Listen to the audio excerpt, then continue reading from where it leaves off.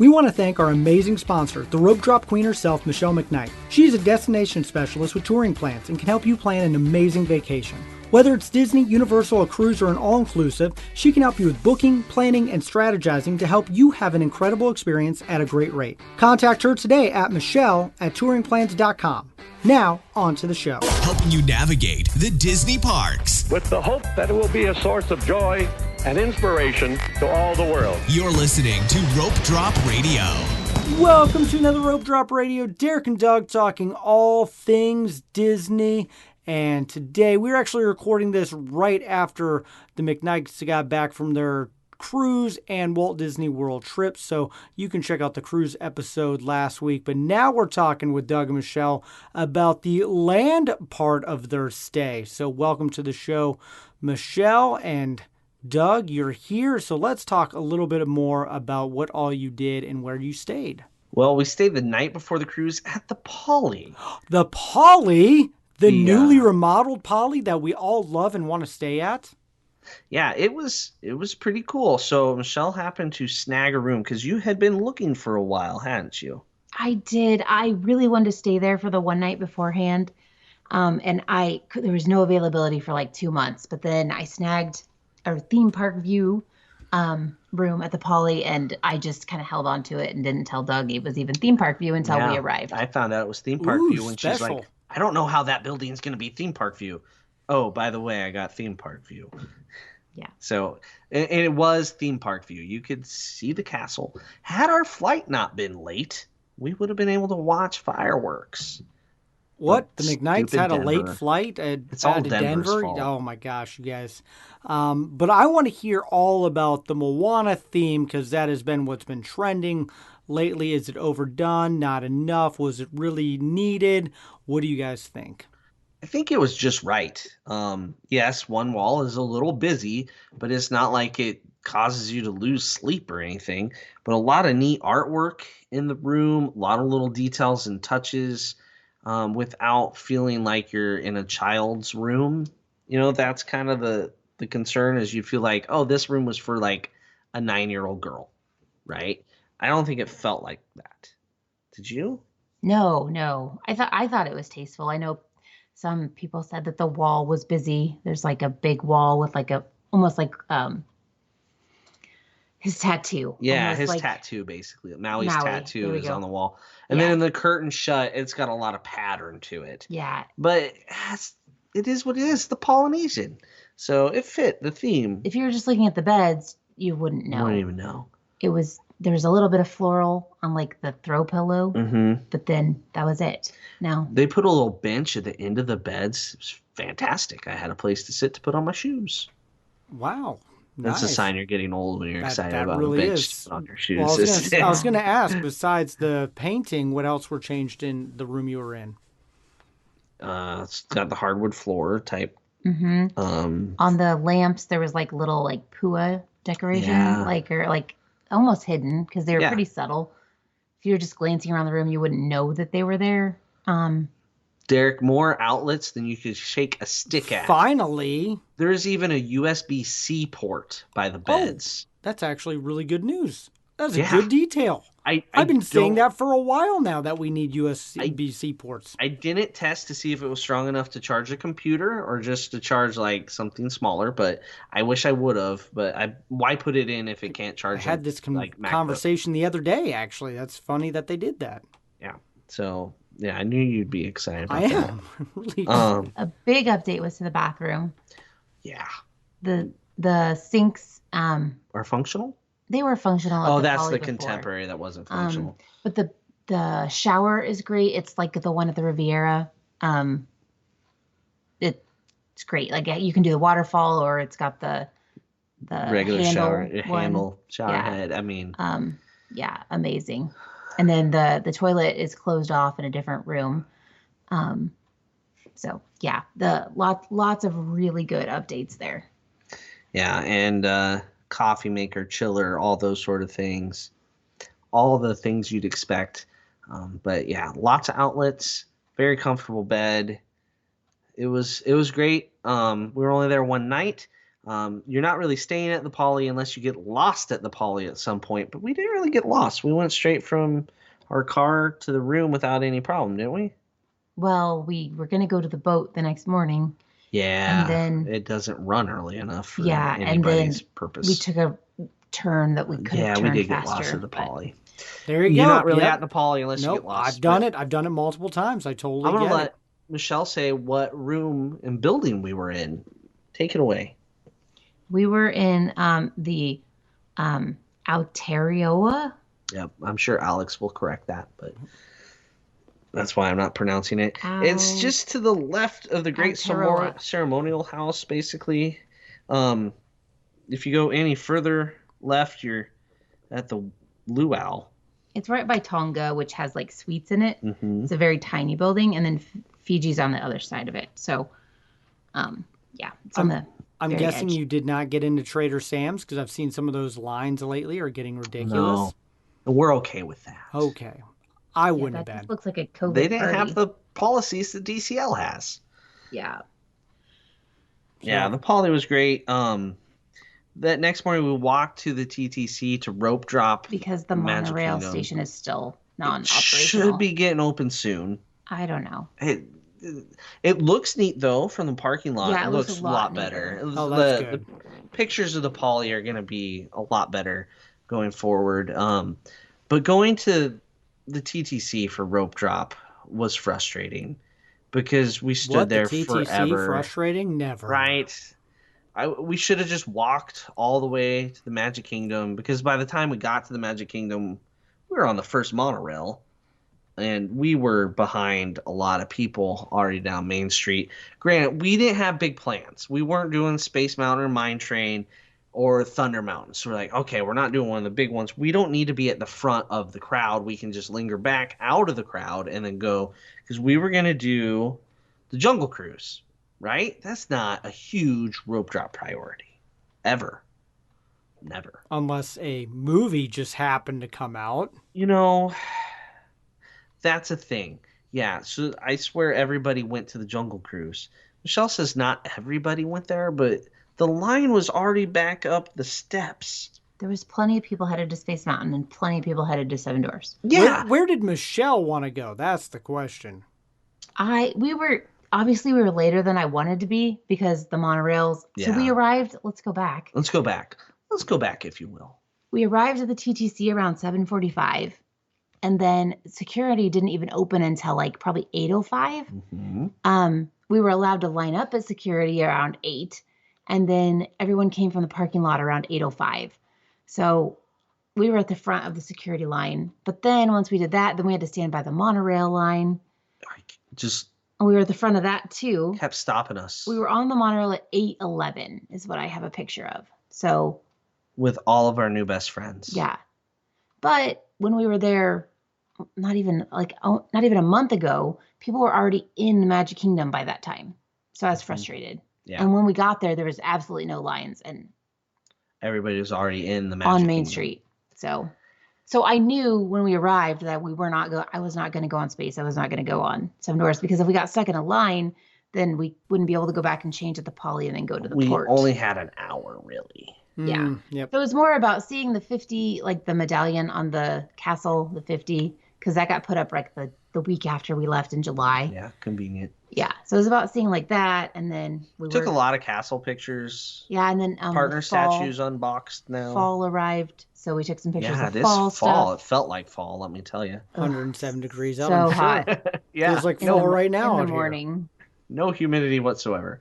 So you couldn't get Jungle Cruise, Doug. What did you do? We went to Pirates And we- got soaked. Yeah.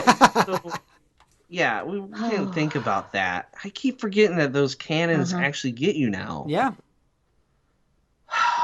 And then we were yeah. going to do Haunted Mansion, but it was down. Yeah, it was down. Yeah. Yeah, so then we ended up on Small World. As we're going to Small World, we saw someone in line. Who did we see?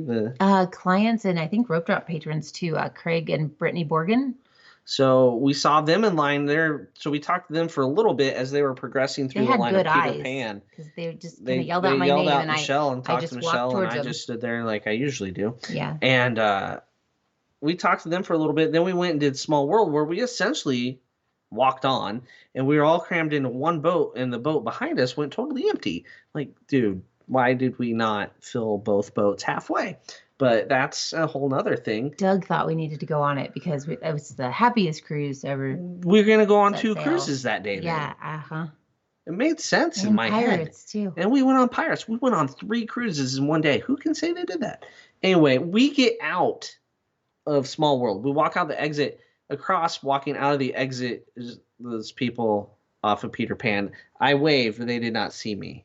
So we could have done Peter Pan instead of Small World. And that same time. It just looked like Granted, we spent most of that time on an attraction where they spent most of the time in line, but it was the same net time. Yeah. And then we took some more pictures and we left so that we could change. Michelle worked frantically, making some reservations real quick. And then while she had Wi-Fi in the room, and then we, it was awkward. Like, we didn't want to get to the port too early because the port arrival time was strict, but like we didn't want to be late in case there was traffic issues on the road to get there. So yeah, then we left. So after the cruise, 7 a.m. sharp, Michelle grabbed a boarding group for Rise of the Resistance. From our balcony. Yeah, from our gigantic balcony. That's the best way to finish a cruise. I get it. And then we were in our car. So that was 7 o'clock. Hollywood Studios opening at 9. You got it. All right. We were in our car by 7:20. A little over an hour drive. Yeah, we got there. I even made a wrong turn in one place because I was too busy talking to exit. That never happens if you've ridden with me. And then what time? We got to Hollywood Studios. It was darn near about an hour later. So we were there in time for rope drop, basically. So it was pretty good, but we rope dropped Mickey and Minnie's. Got to see the pre-show. Haven't seen that since before COVID. Oh, I didn't know that was back open. There you go. Yeah, it started again like the week after our rope drop trip, Derek. So yeah, I keep missing it. You've seen it. There you go. Now I've seen it twice. And then we did Toy Story Mania. And at that point, boarding groups haven't even started to be called for Rise of the Resistance. That's not a good sign at all. No, we were It was like 9:15. Yeah. So we thought, well, maybe, 15 more minutes, right? Still nothing. Mm-mm. Got some Mickey waffles because Michelle needed them. Yeah, at Scoops, they're really good, actually. Yeah, and he was like dragging his feet. He's like, I don't want any Mickey waffles. Like, I don't know. You're what seeing my so deal weird. was. It was almost like the Polo thing all over again. But these are not. Post cruise, Doug, is not always the best. During cruise, not always the best. Zing. These waffles are not like on the mobile ordering menu, and they're also not just in the app. They didn't even have the price posted anywhere. Yeah. Anywhere. I'm like, I have no idea how much these waffles are. Yeah, but I saw Touring Plans get them like a month ago, so I was like, "Ooh, we should try this."